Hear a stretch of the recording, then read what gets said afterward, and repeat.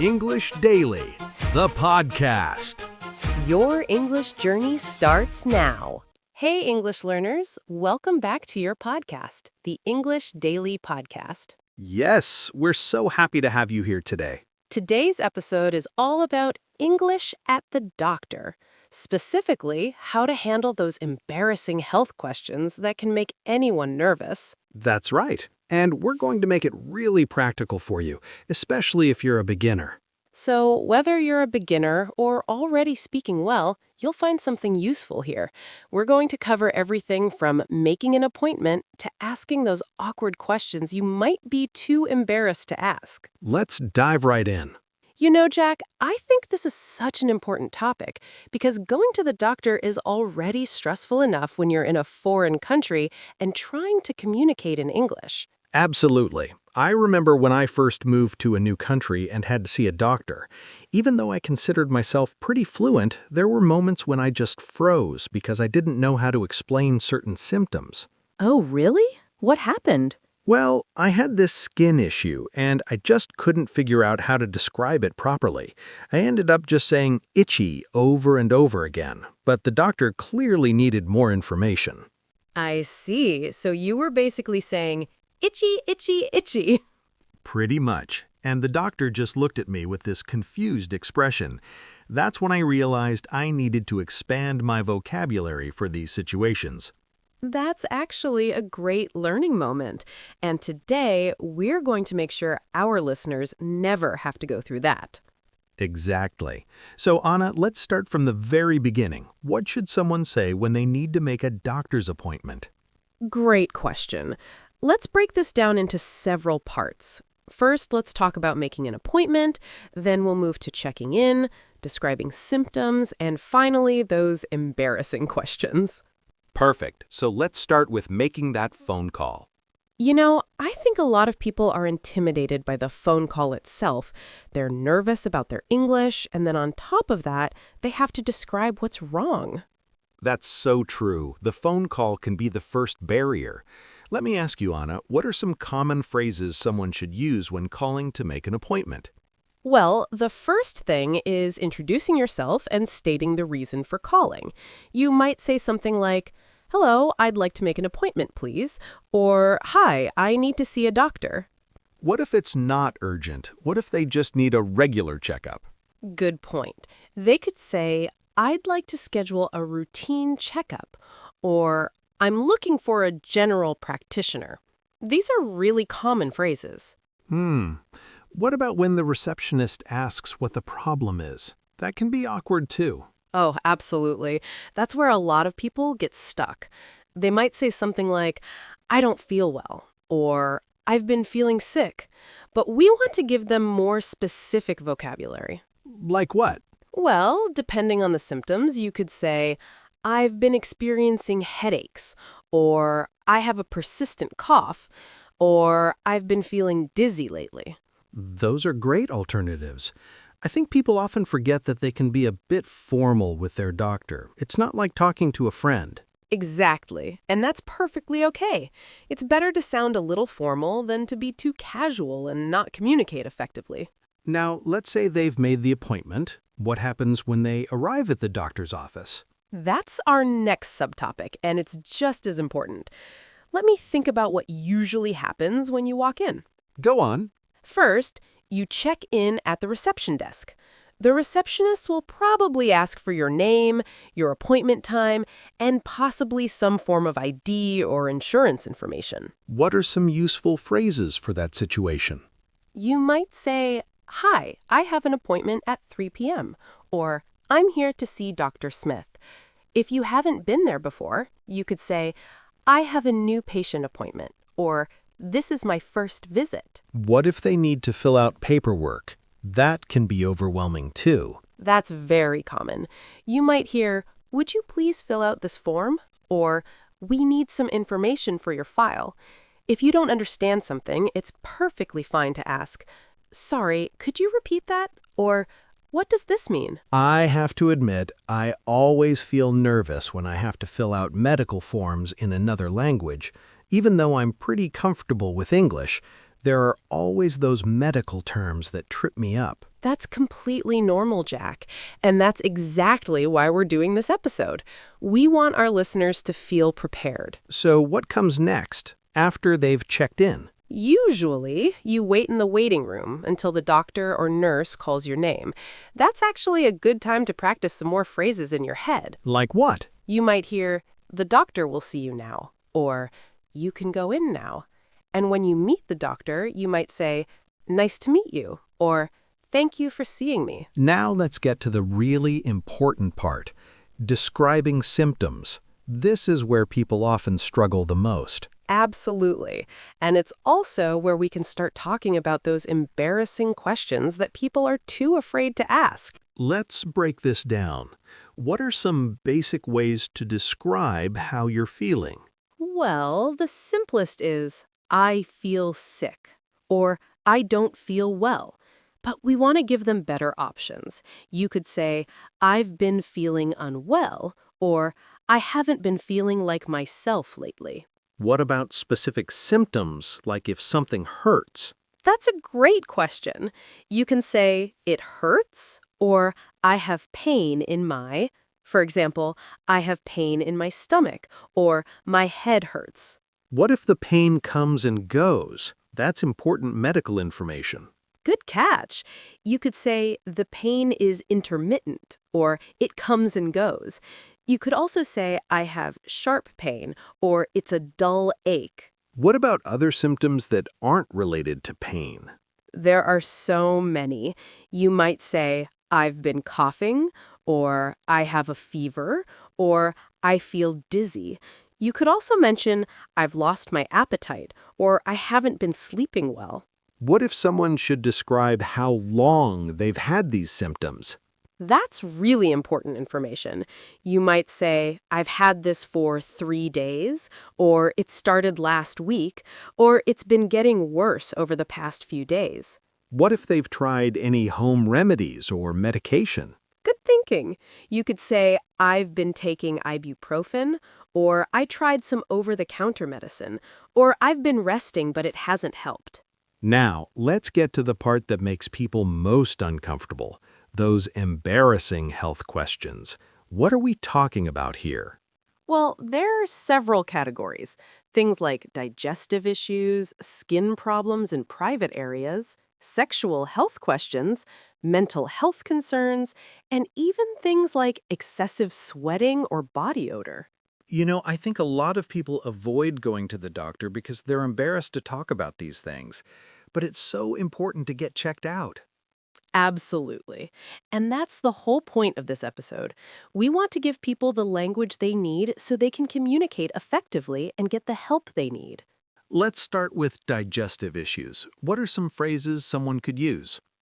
This is a big one. You might say, "I've been having digestive problems," or "I've been experiencing stomach issues." If you need to be more specific, you could say, "I have constipation," or "I've had diarrhea." Those are direct. What if someone wants to be a bit more vague but still get the point across? That's totally understandable. You could say, "I've been having stomach discomfort," or "I haven't been digesting food properly." Or you could say, "I feel bloated," or "I have gas." What about skin issues in sensitive areas? This is another area where people get really embarrassed. You could say, "I have a rash in my groin area," or "There's a skin irritation in my private area." Or you could be more general and say, "I have a skin problem I'd like to get checked out." What if it's something really specific, like jock itch or something like that? You could say, "I think I might have a fungal infection," or "There's itching and irritation." The doctor will ask follow-up questions to get more details. Now let's talk about sexual health. This is probably the most uncomfortable topic for many people. Yes, and it's so important to be able to talk about it.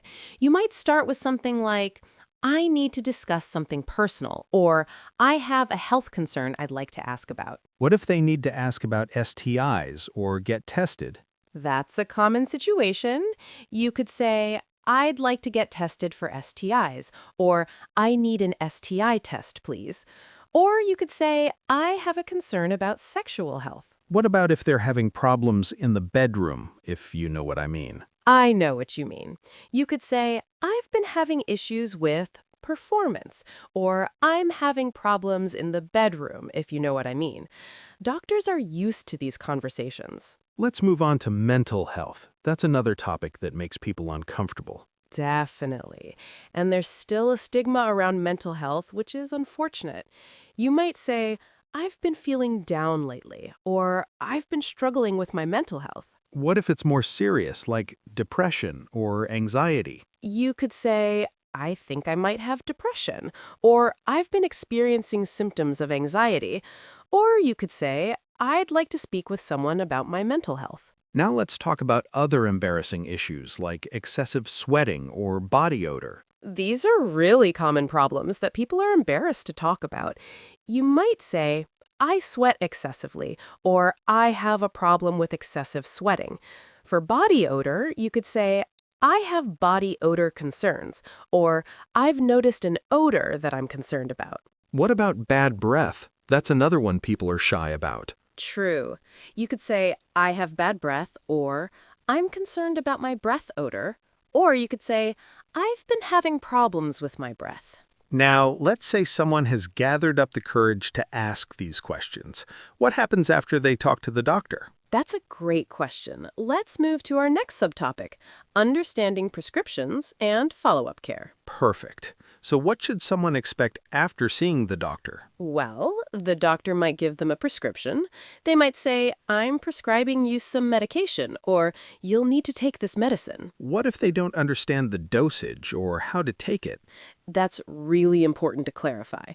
You could say, could you explain how to take this? Or what is the dosage? Or how often should I take this? What about side effects? People should know about those. Absolutely. You could ask, are there any side effects? Or what should I do if I experience side effects? Or are there any foods or drinks I should avoid? What if they need a follow-up appointment? The doctor might say, I'd like to see you again in a week, or come back if it doesn't improve. You could also ask, should I schedule a follow-up, or when should I come back? Now, let's say they need to see a specialist. How do you refer someone? The doctor might say, I'm referring you to a specialist, or you need to see a dermatologist, or I'll refer you to a psychologist. What if they need to get tests done, like blood work or an ultrasound? The doctor might say, I need to run some tests, or we'll need to do blood work, or I'm ordering an ultrasound. You could ask, when will I get the results, or how do I prepare for the test? This has been really helpful, Anna. Now let's move on to our vocabulary breakdown. I think our listeners will appreciate having all these key phrases collected. Absolutely. Let's go through the most important phrases from today's conversation. Okay, what's first? Let's start with appointment-related phrases. I'd like to make an appointment is very useful.